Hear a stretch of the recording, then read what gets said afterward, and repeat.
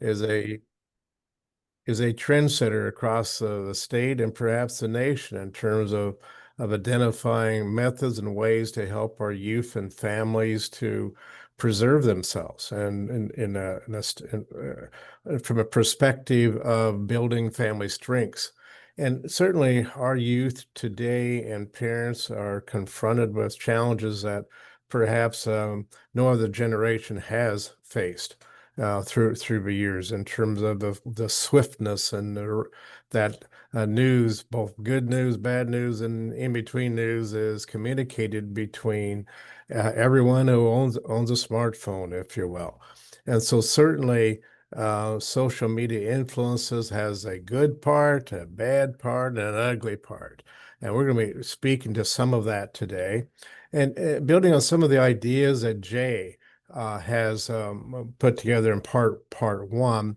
I'm going to flush some of those ideas out a little bit more, but also to speak directly to what we see at the bottom of the screen, EQ plus resilience. And that's emotional intelligence and plus resilience is perhaps our best tools that we have to build upon to enhance the strengths and protect our youth as they grow through the times that they're growing through in terms of being able to manage the technology that's so rapidly shifting and changing around them. So certainly it's going to take all hands on deck to preserve safety from a perspective of reducing suicide risk as well as other risks to our children and youth. All hands on deck, meaning parents, schools, and the youth themselves. So today we're going to be looking at a range of different ideas, and also we're going to take a little bit of a look at what some youth actually have to say from their points of view about social media themselves. Now we're going to talk a whole lot other than just glancing at the idea that that we need to really encourage our children and youth to really regulate your screen time. I know that's an unheard of kind of concept today, but it is something that we really need to encourage our youth to do. And part of that perhaps falls upon us as adults, is to teach good digital literacy. And that's a phrase we're going to come back to and talk about later on. Again, this slide just reinforces what we talked about before. Chris and Angel, who's on board right now, and others, staff members of Four Corners, work together so well to promote the good health within the Four Corners area and across the state, and in concert with a variety of resources that we are all coming together to promote this. What you see on the screen is happiness, I hope. Happiness brings us, hopefully, it brings a smile to your face. Today's May Day, and I thought, what a beautiful way to start May Day with remembering that our children and our teenagers, they were such happy children. And unfortunately, this generation is perhaps confronted with more challenges than any other generation in this country in terms of constant bombardment of their childhood and their youth development. It is thought by some of the folks who work in the field of youth advocacy that our children and youth are being pushed, pulled, and shoved into different developmental stages that they really weren't wired for. And so these happy, smiling children we see in front of us today, I want us to remember that our children in middle school, our youth in high school, elementary, this is where they started. So it's up to us as adults to do what we can to preserve that happiness and, if you will, innocence. And that's part of what we talk about today's world about emotional intelligence and so forth, all those type of skills that we need to work as adults in whatever capacity that we're seeing our children grow in. So with a smile, I kind of smile when I see this picture, these three pictures as well. I'll wave goodbye to these wonderful smiling faces, and let's hope we can preserve that image and the emotion that where it's up to us to protect these children. So we're going to talk a little bit of what we call foundational knowledge for adults. Now, Jay did a great job of really building upon foundational knowledge for adults in terms of connecting with and understanding what social media is all about and the influences that are going on. Before we started today, I talked a little bit about AI and the fact that I don't trust AI. Well, AI is part of our world. It's part of our youth's world as well. And it's important that adults like myself try to work to understand what this concept means and what's the impact it's going to have on our children and our youth as they grow older. But some of our foundational knowledge, I think, really starts with the idea of let's look at what's the keys, what's the key drivers of social media use for our teenagers in particular. So what's the key drivers? Well, there are some, there's probably many, but some of these might include things like a desire to connect with others. Now, others, we're talking about others not only within their immediate geographic community or school, but they have a desire to reach out across the country and around the world, if you will. Just that desire to find acceptance and connection with someone else. And they tend to not necessarily be themselves, or they don't know who their identities are, and they will test out identities with others to see if that's something they want to move into. That's a phenomenon that really didn't exist, certainly in my childhood, and my suspicion is it didn't exist in many of yours as well until the digital age became part of our world several years ago. So I desire to connect with others. I think it's important for us to be aware of. That fear of missing out.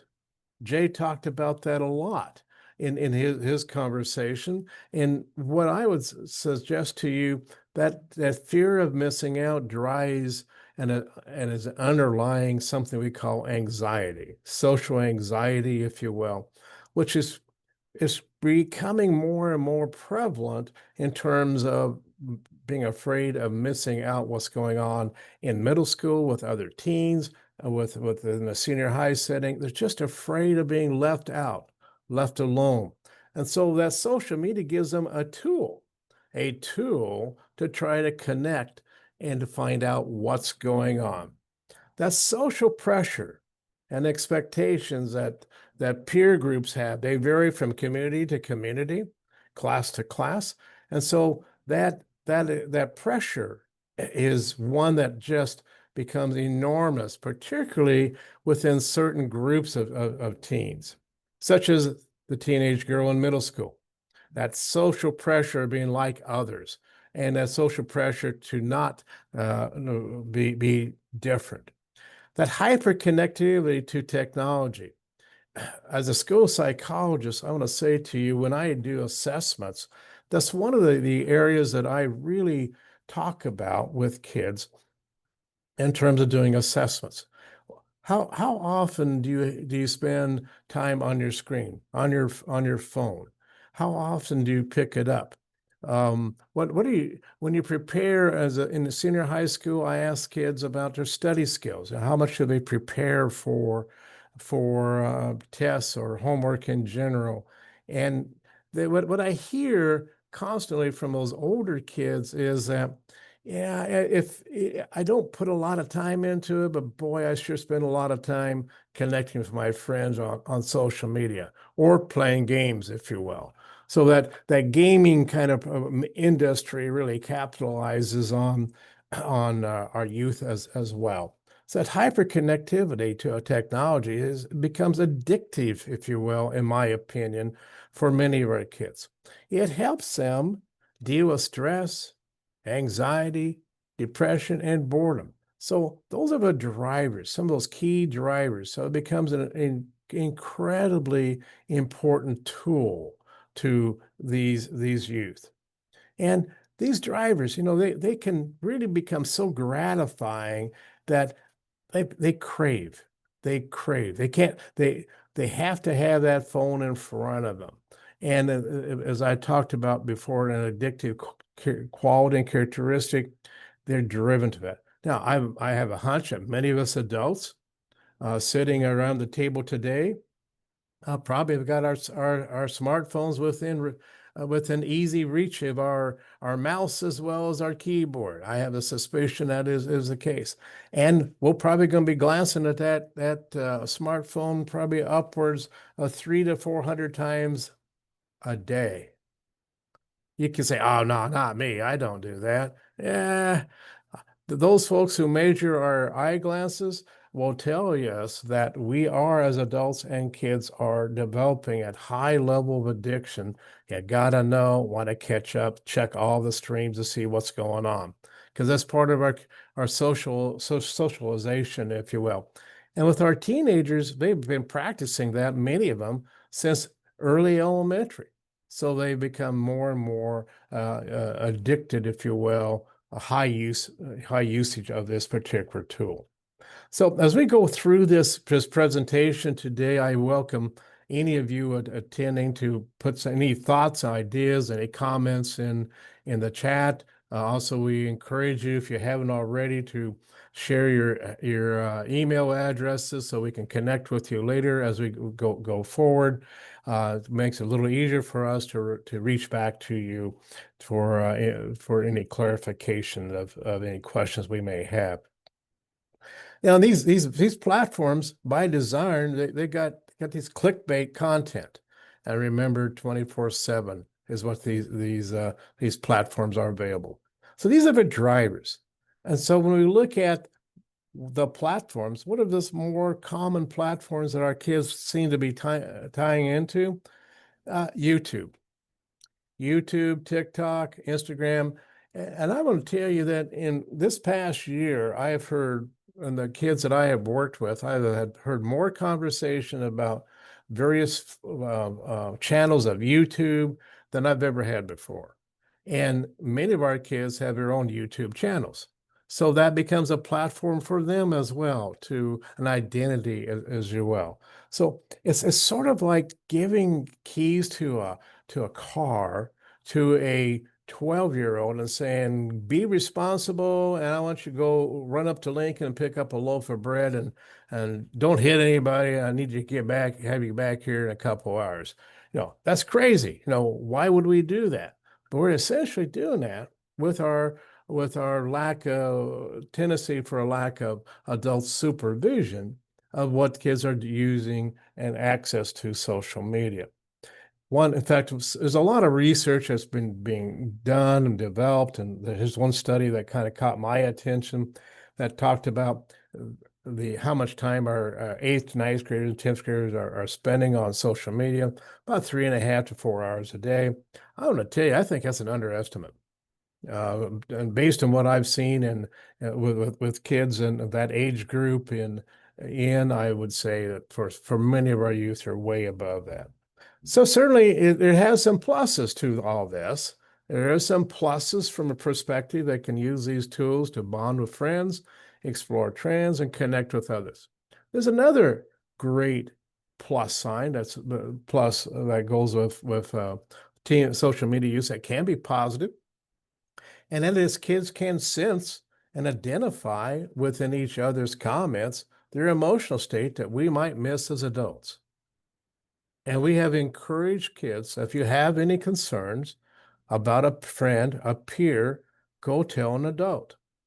And many youth are doing that. And I can't tell you how many suicidal, self-injurious types of behaviors that because peers have had the reinforcement and the encouragement to reach out to an adult to keep their friends safe, it happens over and over and over again. I don't know if we're keeping track of that, but I'm going to tell you qualitatively as a school psychologist, I see that. And so I think again, but you see something in my words that I just shared with you that I think you probably caught. We have trained kids to go to safe adults to share information. And that tells us we have a two-way communication and respect that goes going on. And there's certain programs in schools that certainly reinforce that positive trend.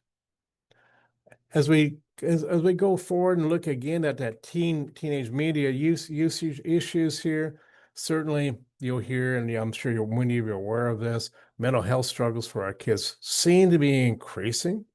Uh, we also see where privacy breaches become common.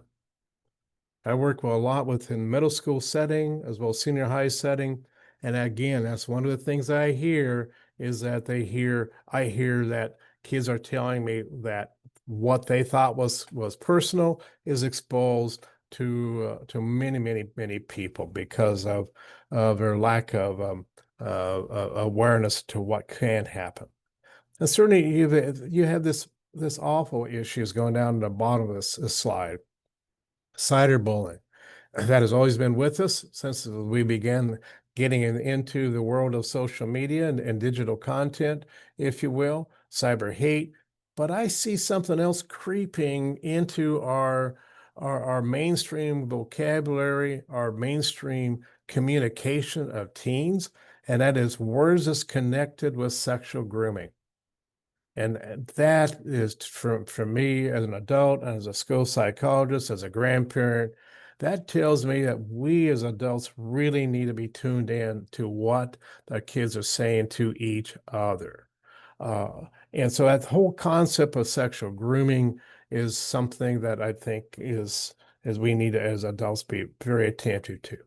So what do we do about this? Yeah, do we scream like this poor guy you see in the face? Go, oh my gosh, what's going to happen to me? What are some tips? Let's hope we do more than just scream and close our eyes and put our head down. Let's think about what we can do. And one of the things is for us to do, and this is sort of goes back to some of the things that Jay talked about, is understand how this information the kids are communicating to each other is shared. How does this happen? Well, here's the background. Behind the closed doors, it's some money. Money drives these social media platforms.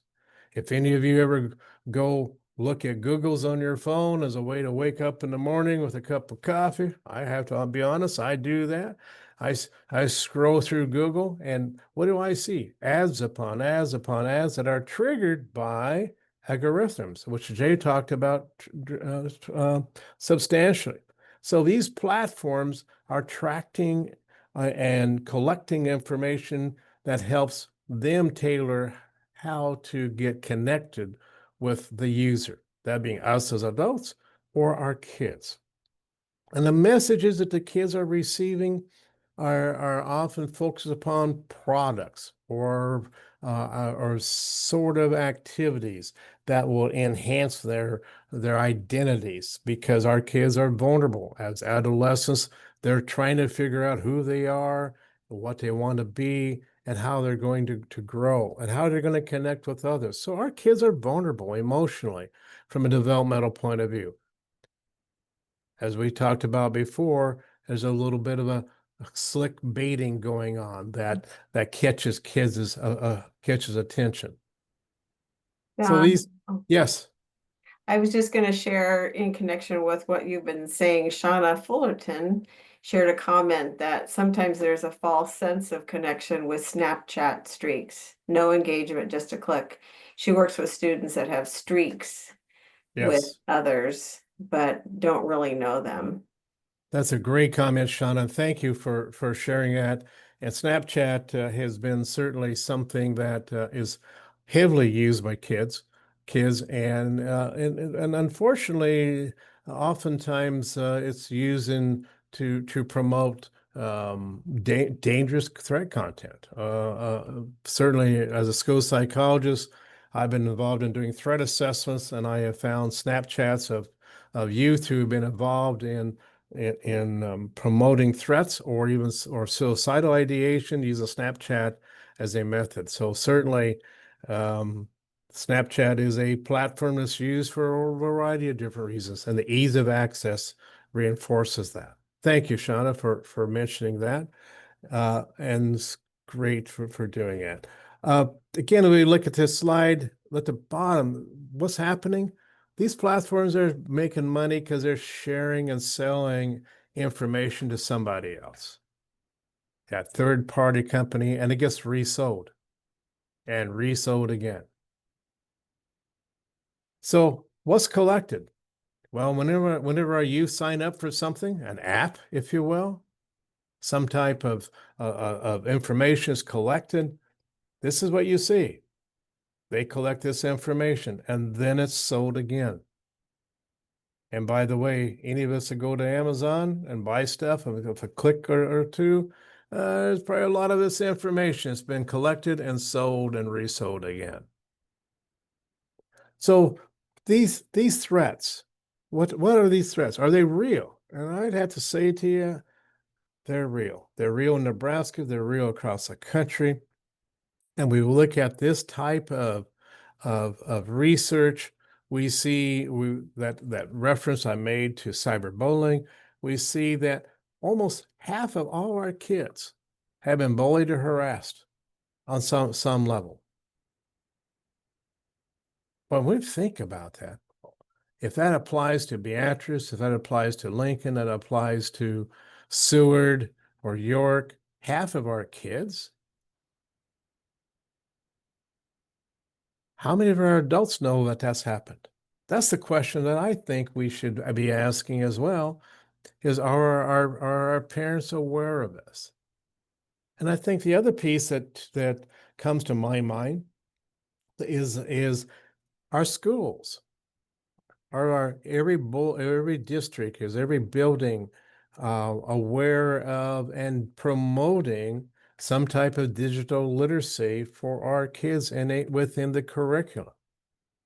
Now, our districts receive training, mandatory training, frankly, from across Nebraska at least, on a variety of topics, including topics relating to harassment and cyberbullying, which is great. But are we integrating that into our curriculums and keeping it fluid to keep up with the changes that's going on within our society? So this slide also talks about some of what that cyberbullying looks like. Name calling, spreading of false rumors, so on and so it goes on and on and on here. All are very dangerous and certainly can be impactful to the development of our children and youth as they start experiencing that type of behavior.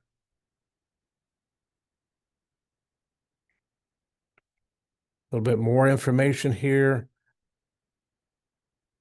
Not only is it cyberbullying, but being called having false rumors spread about them. And I think that's what Shauna might have been talking about, using platforms like Snapchat to spread a false rumor.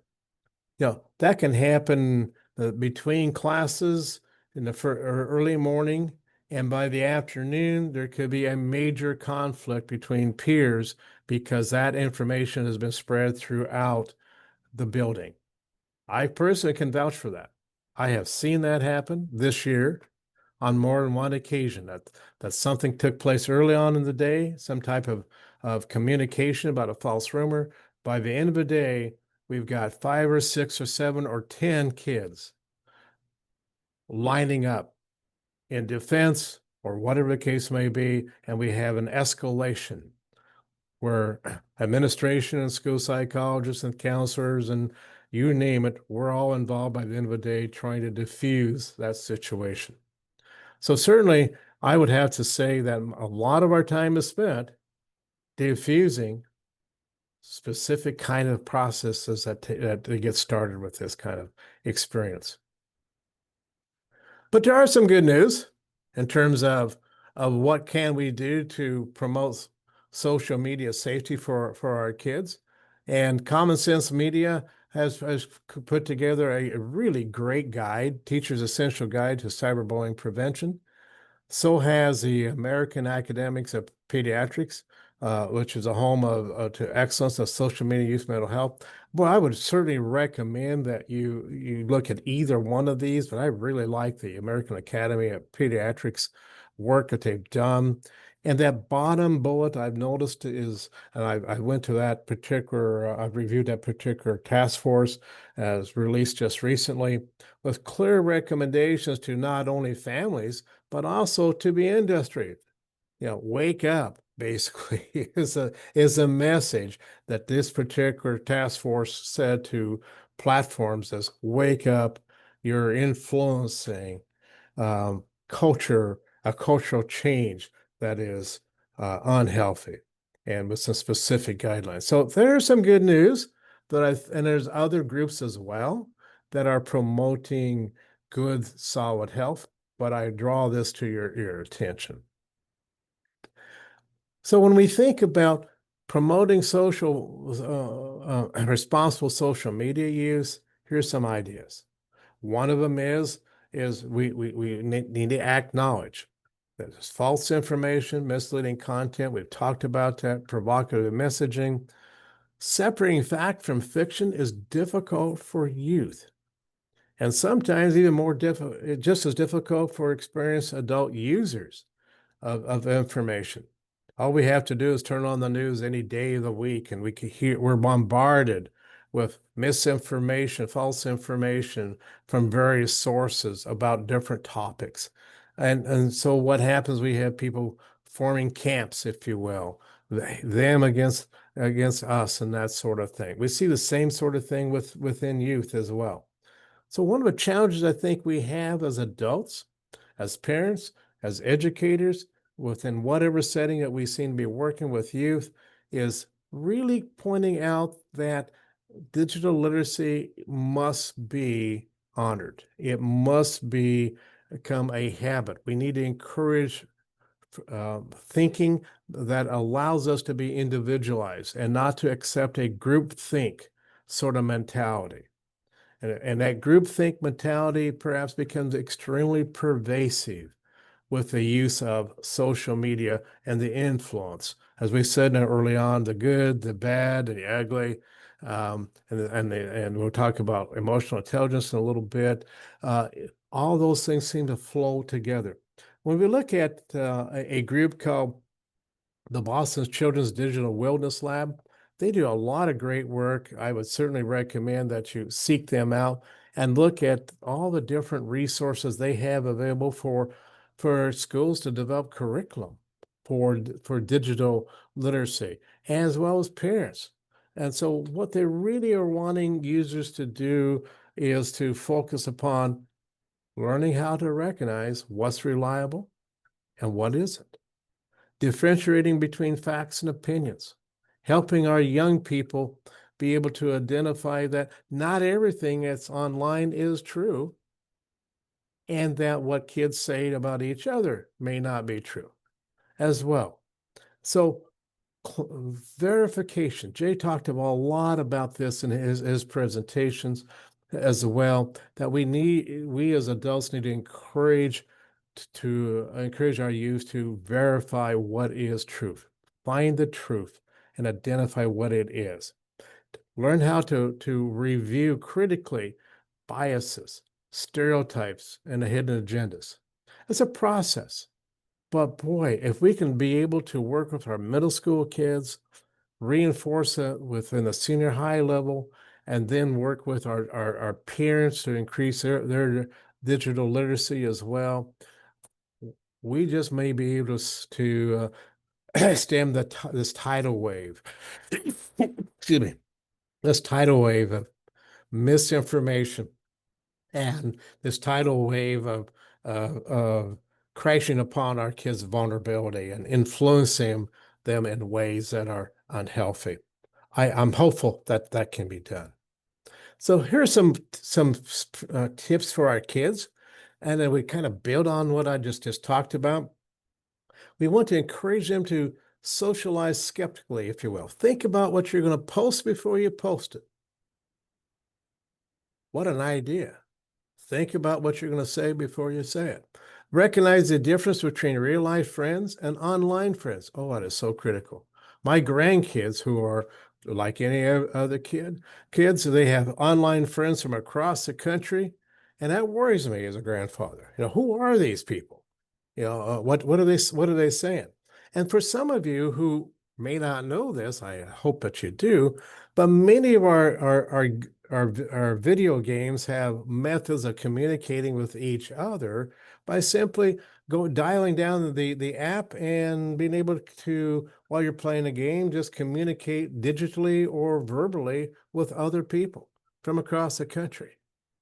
Variety of games allow that opportunity. So not only we've got social influences through social media, but gaming creates a tremendous amount. So I encourage you as parents to watch the games, identify how they're being played and who they're with. They're not necessarily innocent.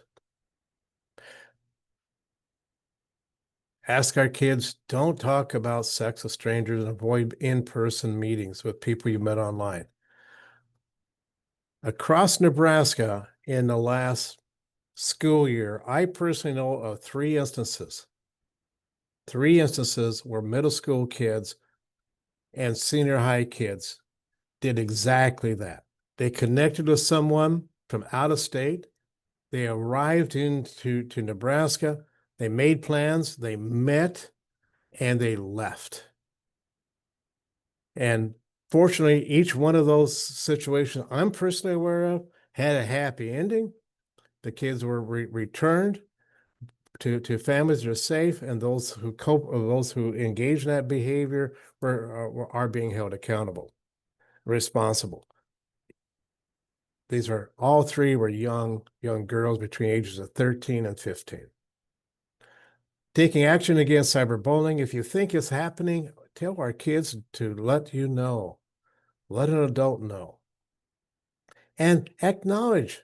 Ask our kids to remember that people generally post the best versions of themselves. May not be true, not likely. Don't judge yourself and your life by looking at those polished narratives that's coming out of social media. What about the parents? What can they do? Well, they can turn off the tracking. Ensure that their tracking our privacy trackings are turned on. You want to confirm that any apps in use are set to minimize data collection. Remember what we talked about a few slides ago? Review what your teen social media pages are. Talk about what you're seeing online. That's a critical point that can really preserve the health of your youth. And setting your limits. Restrict when your teen can or cannot be online. Simple tips, but the last one perhaps is probably as simple as they can. As a school psychologist, frankly, I ask about that often, is their youth, are our kids, are they in a device-free bedrooms? Do they stay away, particularly our elementary kids? Are they staying off the screens at least an hour before bedtime? Again, remember that addiction, that habit, if you will, we want to do whatever we can to minimize that process. So what do the kids say about social media? What do they have to say? Well, what's one day look like to you? Well, in the morning, first thing I do is check my emails and the weather. Well, that sounds pretty normal, doesn't it? At school, I use my computer for most of my class periods, where there's taking notes, conducting research, and submitting assignments. So schools have become driven by the screen. Parents are driven by the screen.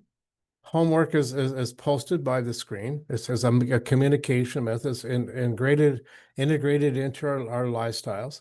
But certainly what that does, it means that our kids continue to use screen time because of part of their tools of living. So they're not a whole lot different than us. These kids who with these comments are talking about how it helps them manage. And that's great. It can be a tool to help them manage their lives. As somebody else said, again, I'm checking my texts.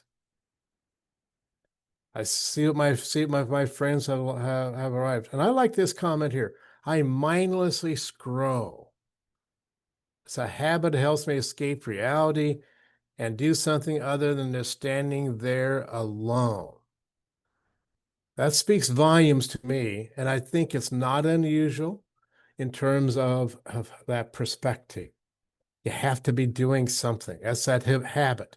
But you got to be doing something rather than talking to someone. During the school day, I check my phone often. If I feel a buzz at lunchtime, then I'll be responding to that rather than worrying about class. And class periods are a few times where my phone's not with me. This person's school apparently takes it away from them early in the day, which can lead to anxiety and stress. That has become a hallmark of our kids in middle school and high school, is that feelings of anxiety. What am I missing out on? It's that anxiety that becomes a driving. So this particular study looked at what are your favorite platforms. Instagram got a big check on that. They some particular older teens like that. Our middle school kids, I find, love YouTube and all the different opportunities that YouTube offers to connect, which unfortunately can be rather unhealthy depending upon what that topic is. And the shorts, oh, our elementary kids. This year I found more elementary kids, upper elementary kids, talking to me about what they like to do. That's one of those things a school psychologist does. They love watching videos. Now I know adults like watching cat videos, maybe other videos as well. But we're adults, we can watch those things. Our kids may become so addicted about watching these videos, it distracts from real playtime, if you will. So, what do you think parents can do about this, about understanding how their kids use? Well, this is a pretty interesting comment. A lot of parents and caregivers either tend to disapprove it altogether or they don't have any idea. Well, probably a lot of our parents do both. This comment from his kid says, I think it's important for parents and caregivers to not immediately disapprove, but to be open to the benefits that can occur. I think that's probably a wise idea, to be open, but kids are saying, just listen to us a little bit. Understand and be flexible with us. Every teen's different, one teen said. What works for one may not work for another. How true. So what advice would you give as a kid to parents? My advice is to keep the conversation about the digital world open and ongoing, rather than focusing on strict rules and boundaries. Pretty good idea. Teach us how to think critically about content, whether it's from influencers, ads, or news. What a wonderful idea. I think that youngster is going to go far someday. And don't forget that us kids learn by watching you, our parents. And I think also by listening to media and listening to what adults are saying, name calling, whatnot, that gives them the blanket assurance that that's an okay principle to engage in communication. And certainly we as parents and adults, when we hear other adults doing that kind of thing, we perhaps can flip it around and let that be a lesson as to what not to do and how unhealthy that is. So it's certainly important for us to step in when we notice that our kids are constantly consuming medias, no matter what it is, because it takes away from our engagement with others. So it's important for us to educate our kids how to distinguish bias, and so that's what some kids think. They understand what that means, so they're not so susceptible. Truth, looking for the truth. So we kind of laid the platform, the foundation, I think, for thinking about that negative psychological impact. And certainly, without question, it can be unhealthy. It can be negative, as you can see in this screen. All these sort of characteristics can flow. And I think that research clearly says that, and I think we as adults can acknowledge that as well. And we also acknowledge that our girls, our teenage girls, tend to be a greater risk, perhaps, because their vulnerability and development is unique into itself. Nearly 2 or 3 kids are often sometimes exposed to hate-based content. Again, numbers that are overwhelming, if you will. And as you can see here, there seems to be a pretty clear connection between this unhealthy use of social media and the impact upon our kids. But here's kind of an ambivalent kind of a thing here. There's no set playbook. There's no set tool that can help us identify unhealthy social media use. But what we can do is be watchful. Be watchful if we see these characteristics where kids are withdrawing from real world excuse me, friendships and opportunities to connect with others. And if they become highly critical, self-critical themselves, often comparison to false reality. And Jay's workshop, if you were not able to attend that, I would encourage you. I think it's going to be posted online with Four Corners. I would ask you to take the time and go back through that wealth of information that he provided. And this is one aspect he really talked about quite a bit, how our vulnerable youth become so self-critical that then it impacts and unfortunately reinforces some problematic issues. Again, no clear playbook, but we see our kids looking different and changing, if you will. Kids who engage in suicidal ideation, self-interest behavior, other native self-interest types of activities, or threats towards other youth or toward others themselves, we might find these characteristics being in their background. That helps us maybe become more tuned in to see some of these characteristics emerging, struggling to concentrate, failure to sleep soundly at night, stop practicing positive self-care or engaging. Unfortunately, some adults will say, that's just the way kids are. I want to assure you, not necessarily true. Unfortunately, I've worked with a lot of parents who have said, I wish I would have just paid more attention. I wish I would have looked into this closer. I personally wish I haven't had so many conversations that way, particularly within the last couple of years. So what can we do? Building youth resilience, building emotional intelligence. Those are critical processes that we can all reinforce within whatever role that we have. And resilience is that youth's ability to withstand, to adapt to, and recover from adversity. And unfortunately, the social media platforms, the digital issues that our kids are confronted with can certainly create adversity, stress, anxiety. Having resilience doesn't mean we avoid sadness. It means that we're able to bounce back and learn from our experience and learn that others are there to help us. So some of the barriers that our kids have, though, that we need to remember is that smartphones have become a tunnels to the world. It is clear. That's a fact. We find that those smartphones have culturally impacted our kids' opportunity to play, to connect, to relax.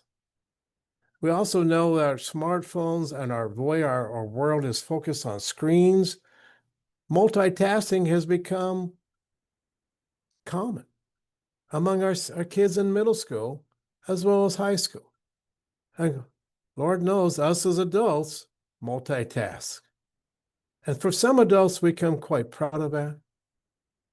Unfortunately, that might separate us from connecting with our kids. Our kids may see ours multitasking. Encouraging our kids to become resilient and taking care of themselves is something we can all model. That culture shift of extensive screen time is promoting that sense of loneliness that then promotes that anxiety that is with kids. Always on a go. These are the barriers. So we see those sort of barriers crop up within the kids we're working with. These sort of characteristics, those are warning signs. There are warning signs that we can clearly do some things. So I would like to have you take a moment as you're kind of listening to me as we kind of drive through here in the next 10 minutes or so to think, if you can think about other barriers, please put them in the chat, if you would. And as we move forward here, emotional regulation, helping our kids recognize that it's common to have emotional responses, but helping them understand how come, what's causing them to experience those feelings, because that allows them to become more resilient, because they can stop and say, maybe I should stop and think about this. The idea of zones of regulation, I think, is a great idea. It's been within us, within the youth care, the youth community for years. And the idea is that it promotes resilience because it helps them recognize that they're feeling, what they're feeling, and to stay calm when they're under stress. Take some deep breaths, if you will. Help them reduce that anxiety. Help them feel like they're in more control, if you will.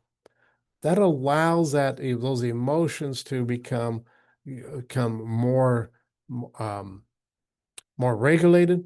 It allows them to become more focused upon finding solutions rather than getting stuck of reactivity.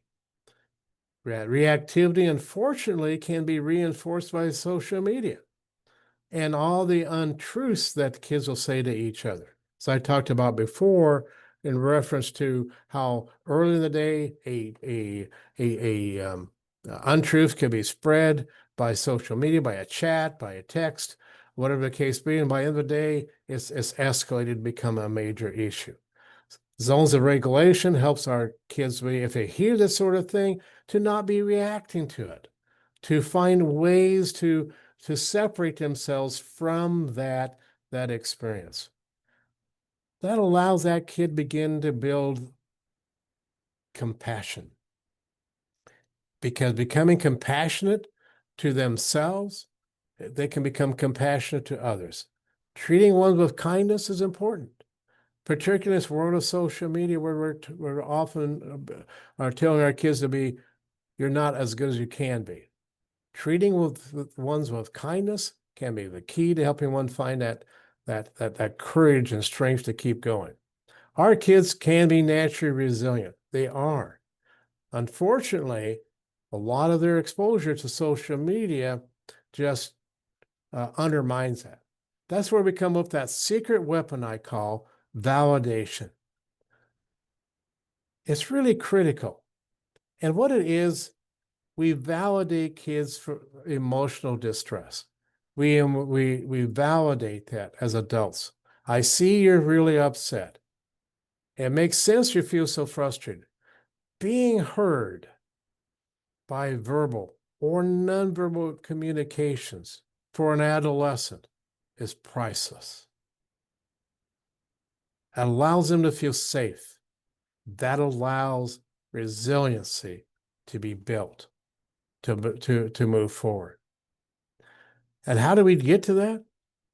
We got to remind ourselves to listen. And active listening tends to be a forgotten art. And the good news here, when we practice as adults active listening, the kids are watching. They're listening because they're watching you and observing you. And they say, hey, he's really easy to talk to. She gets me. That feeling of validation turns around and allows that kid to be connecting with other peers, because they'll start utilizing those same skills as well. Active listening, that's where that validation piece begins. And that's where we start seeing kids becoming resilient and building their emotional intelligence. All of these sort of concepts is connected with the idea of building emotional intelligence, being able to manage your emotions and communicate with others in a way that's safe to them as well as to themselves. So our themes in working with our kids, as you can see this slide, is to be able to give them the strength, the encouragement, the validation that they can recover and rebound from what social media may expose them to. We can help them focus on the positive.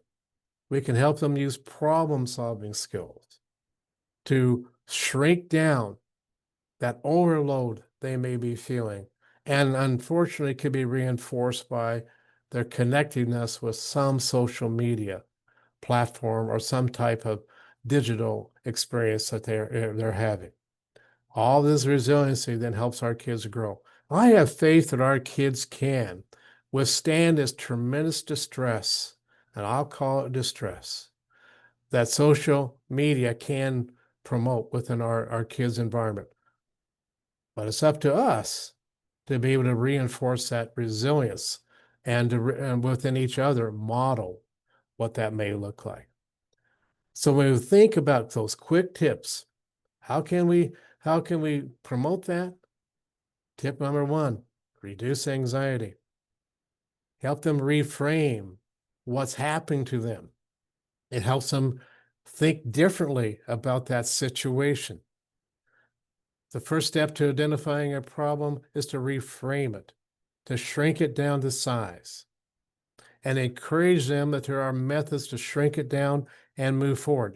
You're reducing that anxiety that youth naturally experiences. Help them identify inspiring messages. You can even give them some messages. You're in pretty good shape for the shape you're in, Dr. Seuss says. All the things you can find if you don't stay behind. Yeah, there's a lot of great messages that's out there. I have often taken a postal note when I'm doing an evaluation or counseling session, and I'll write a few words of inspiration on that post-it note.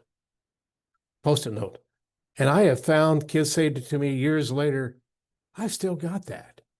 It's stuck in my billfold, or I put it on my mirror. Guys, it only takes us 10 seconds to do it, and you can change a life. Help them make better decisions. That golden question, how will I feel about this in a week, a day? It helps our kids build self-confidence when they think about the golden question. Number one, we're getting them to stop and think. So you're building resiliency and emotional intelligence. How will I feel about this later? This post, if you will. Tip number three, we talked about this to a little bit before, and that's to be less sensitive to social media. Remember, they don't know what I know. They don't know what my life is. They don't know what's going on. Only you know. So that's being less sensitive to social media is critical. And that next step, as we kind of wrap this up here, is how to learn from your mistake using social media. Like Pina says over here, and Charlie Brown, a mistake is only a mistake if you don't learn from it. How true.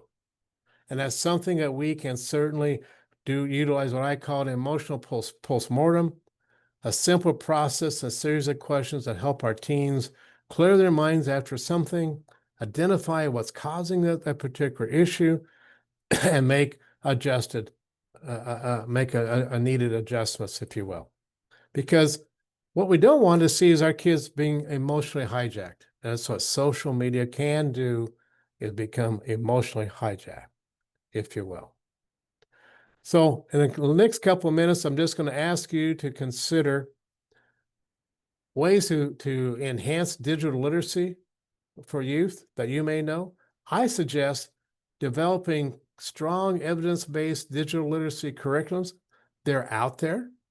Modify them, learn from them, encourage faith-based community education and so forth to promote safe digital literacy, both for teens and adults. And develop youth digital literacy advisory groups. How about that? What a critical idea. What a crazy idea that is. having the kids who use this stuff help each other stay safe. I ask you, how many of you who are in schools right now have a digital literacy advisory groups at the middle school or high school level? I bet there's probably zero. And if there's a few of you do, kudos to you. If you don't, consider putting it in place for next year. Develop that thinking now. It'll preserve safety and enhance digital literacy. I ask you to put some other ideas into the chat. If we got a minute, if you would like, we can have you post a few ideas in the whiteboard. I know our time is just about up, but if you want to take a few minutes to share that, because I'm certainly interested, and be happy to share those with others as well. And there's another, we'll come back to that. Chris might be able to put a whiteboard up here in a minute. There's some other things here for you to look at and so forth. So Chris, I'm going to turn this over to you. I know our time is getting kind of short here, but maybe you might kind of post that whiteboard up there. And Okay. if anybody has any questions or comments, they might want to put those. I appreciate the opportunity. I Yeah. hope this will give you the encouragement to work with your youth and promote positive, healthy digital literacy. Thank you, Chris. You just have to stop share your I did. There we go. Thank you. share. Should be going off. There we go. Yep.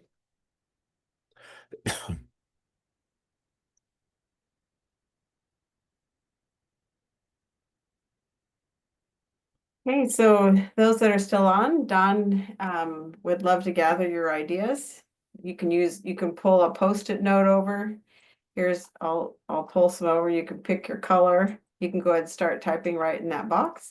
But share your ideas of how to enhance youth and parent digital literacy, something that you have done, something you'd like to know, something you heard today that you'd like to implement. I put my idea out there right away. Very good.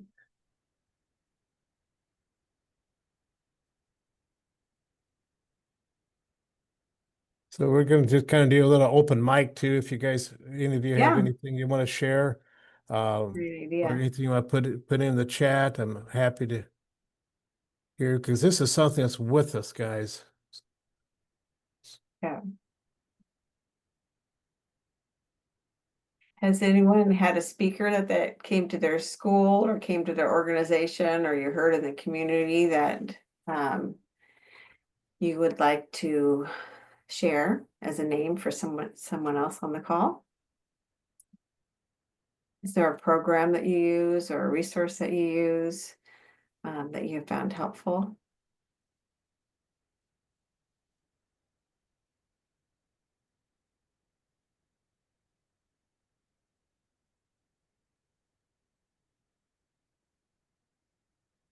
Just double click in the box and you can start typing.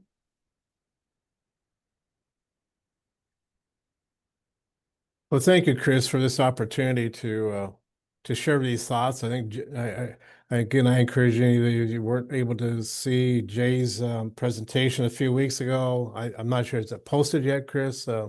Yes, On it is. It's on okay.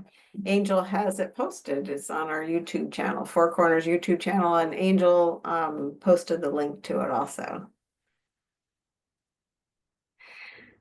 Well, thank you, Don. That was excellent. And actually, Angel just reposted it.